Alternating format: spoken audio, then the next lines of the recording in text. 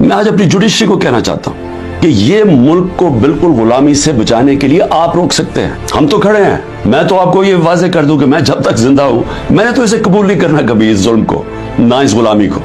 लेकिन मैं अपनी जुडिशरी से कहता हूं कि ये वक्त है, आप में से वो लोग हैं जो एक वक्त याद रखेंगे, जो नाम होगा कि जी वो देखें वो आदमी जब ये मुल्क को गुलामी की तरफ लेके जा रहे थे, मिलिट्री कोर्ट्स की तरफ लेके जा रहे थे। मैं अपनी जुडिशरी को कहता हूं कि देखें ये सारी कौम आपकी तरफ देख रही है। जो जो आप में से स्टैंड लेता जाता है, इंसाफ के लिए खड़ा होता है, लोगों की आजादी के लिए, लोग उसको हमेशा याद रखेंगे।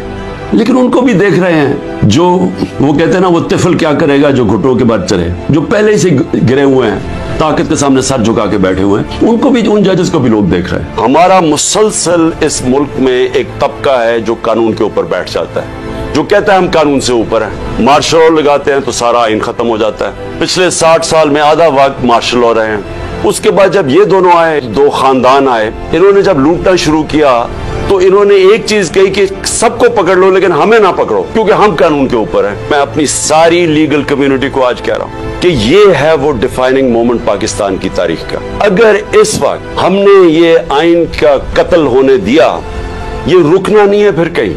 और मैं सारी कौम को आज कह रहा हूं, आजाद कौम वो होती है जिधर कानून की हुक्मरानी होती है, रूल ऑफ लॉ होता है। जिस मुल्क में रूल ऑफ लॉ नहीं है वहां ताकतवर कमजोर के ऊपर हावी हो जाता है। अगर आप इस मुल्क को हकीकी तौर पे आजाद करना चाहते हैं तो आप सबको कुर्बानियां देनी पड़ेगी। कभी भी आजादी कुर्बानियों के बगैर नहीं मिलती।